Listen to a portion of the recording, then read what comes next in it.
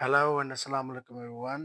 आज हम एक और वीडियो के साथ आज हाजिर हुए हैं and today we will try our level best to clarify all the basic concepts in phonetics. So आज जो हमारा मकसद है वो सारे फोनेटिक्स के जो कॉन्सेप्ट्स हैं उसको क्लियर करना है। तो स्पीच साउंड्स तो हम पहले ही पढ़ चुके हैं कि स्पीच साउंड्स क्या है और उनकी प्लेसेस और आर्टिकुलेशन सारा कुछ हम पढ़ चुके हैं। यहाँ पे एक बड़ी इंटरेस्टिंग पॉइंट थी जो इसलिए मैंने ये स्लाइड यहाँ पे ऐड की है। तो पॉइंट वो ये है कि आईपीए को क्यों डिजाइन किया गया था, ताकि उसका रीजन ये था ताकि वॉइस्ड वॉइसलेस प्लेसेस और मैनर्स को डिफरेंटली उनको सेग्रीगेट किया जा सके। तो ये बेसिक जो है ना एक विजन था behind IPA.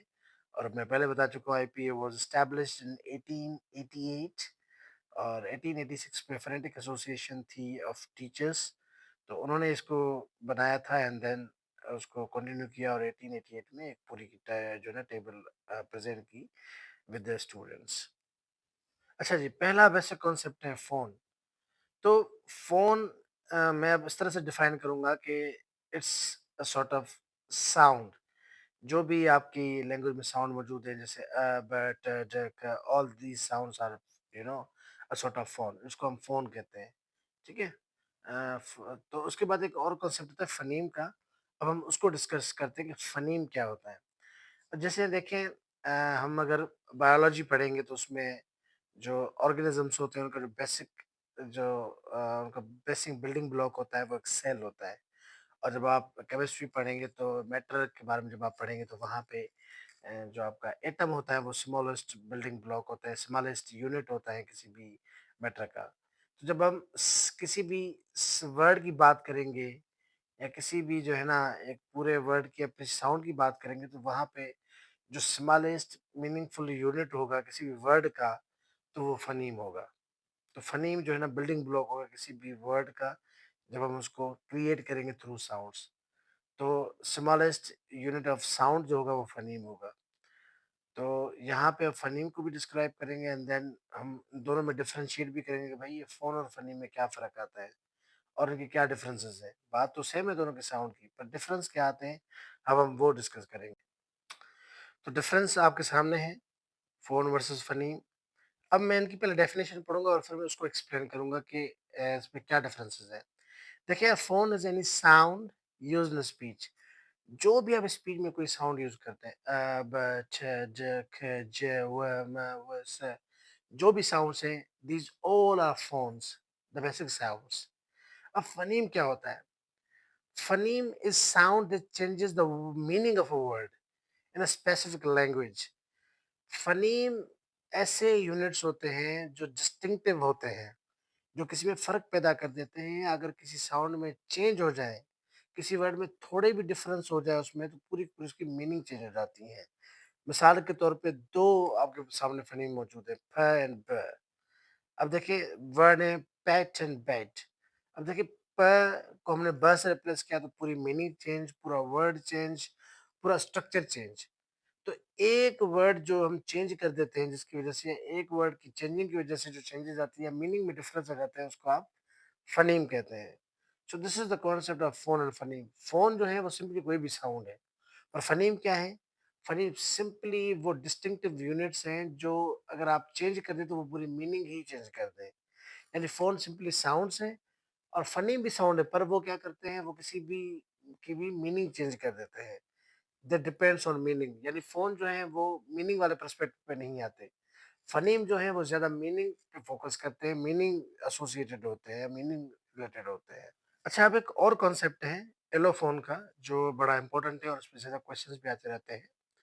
एलोफ़ोन simply is a variant of phoneme. जैसे देखिए, आप जब केमिस्ट्री या बायोलॉजी या कोई भी साइंस का सब्जेक्ट पढ़ते हैं तो उसके जो ना जो ना ट्रॉप्स होते हैं, ठीक है, आइसोटोप्स होते हैं, ठीक है। इसी तरीके से साउंड के भी एलोफोन्स होते हैं, यानी जो उसकी दो वेरिएशंस होती है किसी भी साउंड की। Variation of a single sound is called allophone. A variant of phoneme या फनीम की जो वेरिएशन होती है उसको आप एलोफोन कहते हैं। मिसाल के तौर पे देखिए, यहाँ पे उसकी कुछ स्ट्रक्चर लिखे हुए हैं कि ये कोई भी मीनिंग चेंज नहीं करते, ठीक है। All are very similar in one way or another way, occur in phonetic context different from one another. ये डिफरेंट फोनेटिक जो है आपके कॉन्टेक्स्ट में होते हैं। अब ये कैसे काम करते हैं, अब इसको हम ज़रा देखते हैं यहाँ पे। देखिए, consider the data in the following 2 columns. अब देखिए 2 कॉलम बने हुए हैं, ठीक है? अब आप दोनों वर्ड्स देखें, पैट एंड स्पेल, ठीक है? PAT and spell. यहाँ पे दोनों वर्ड्स जो है ना, दोनों वर्ड जो पैट और स्पेल है, यहाँ पे दोनों जगह प यूज़ किया गया है। पर जब आप ए कॉलम में देखेंगे तो जो प का साउंड है, उसमें एक ब्लास्ट होता है जब आप उसको छोड़ते हैं। फ, पैट, पैट, ठीक है?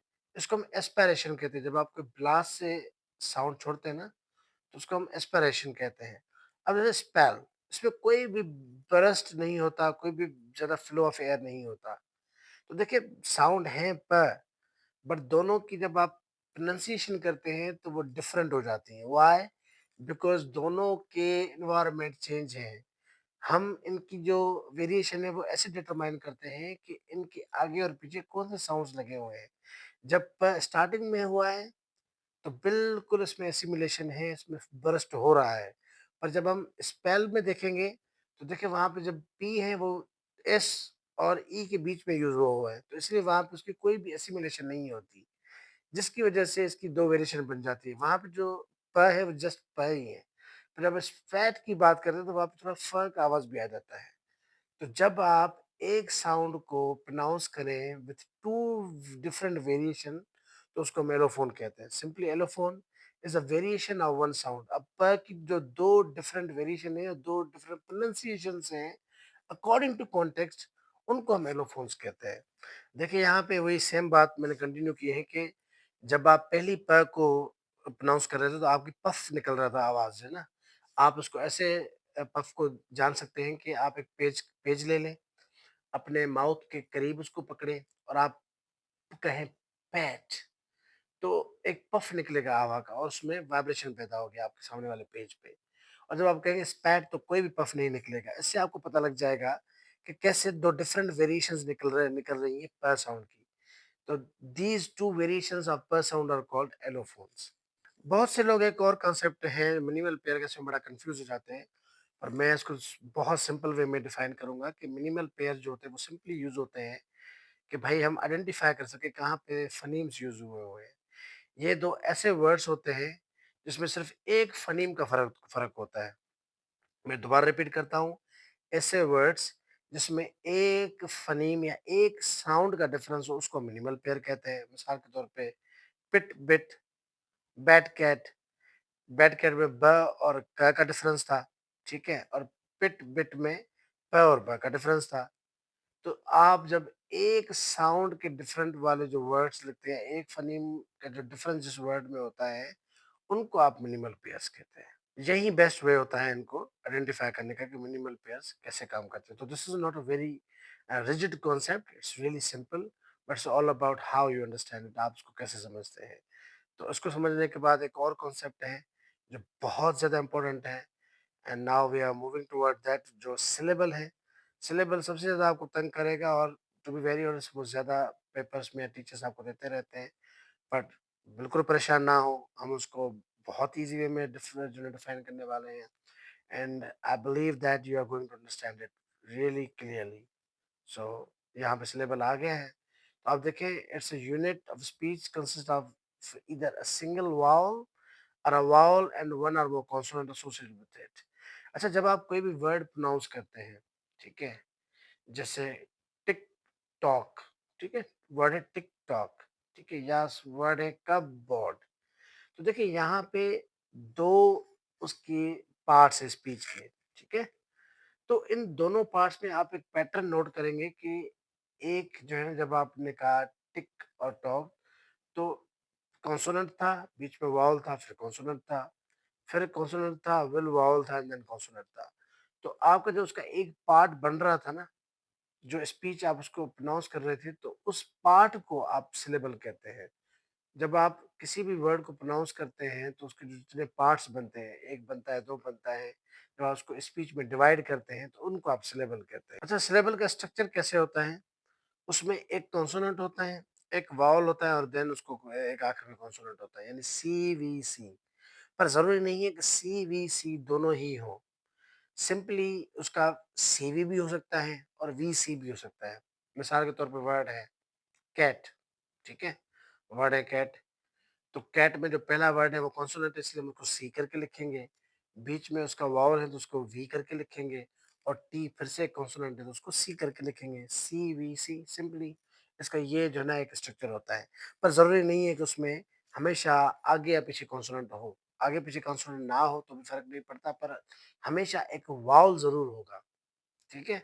मिसाल के तौर पे वर्ड है वी, तो आपका जो डब्ल्यू है कॉन्सोनेंट है तो उसके पहले लगा हुआ है एंड देन आखिर में ई है तो वी पहले लगा हुआ है।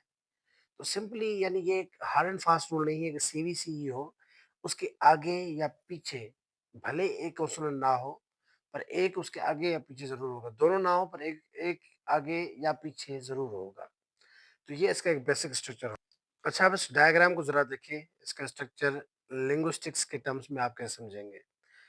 आपका एक वर्ड है कैट, ठीक है? तो जो पहला कॉन्सोनेंट होगा उसको आप ऑनसेट कहेंगे। लिंग्विस्टिक्स की ज़बान में उसको आप ऑनसेट कहेंगे। फिर उसमें एक राइम आएगा, राइम के 2 हिस्से होंगे न्यूक्लियस और कोडा। जो वावल होगा उसको आप न्यूक्लियस कहेंगे और जो आखिरी कॉन्सोनेंट होगा, जो आखिर में लगा होगा उसको आप कोडा कहेंगे। तो सी जो पहली होगी वो ऑनसेट होगी, जो बीच वाला जो आपका वावल होगा उसको आप न्यूक्लियस कहेंगे और जो आखिर में लगी होगी आपकी कॉन्सोनेंट उसको आप कोडा कहेंगे। तो ये 3 उसमें पार्ट्स होते हैं सिलेबल के, ऑनसेट, न्यूक्लियस, कोडा। ऑनसेट, न्यूक्लियस एंड कोडा। न्यूक्लियस हमेशा आपका वावल होगा, ऑनसेट जो होगा वो पहला आपका कॉन्सोनेंट होगा और जो कोडा होगा वो आपका लास्ट कॉन्सोनेंट होगा। मैंने यहाँ पे उसको डिस्क्राइब भी किया हुआ है और उसमें एग्जाम्पल भी दिए हुए हैं। आप इस स्लाइड में पढ़ सकते हैं, आपके बिल्कुल सामने है।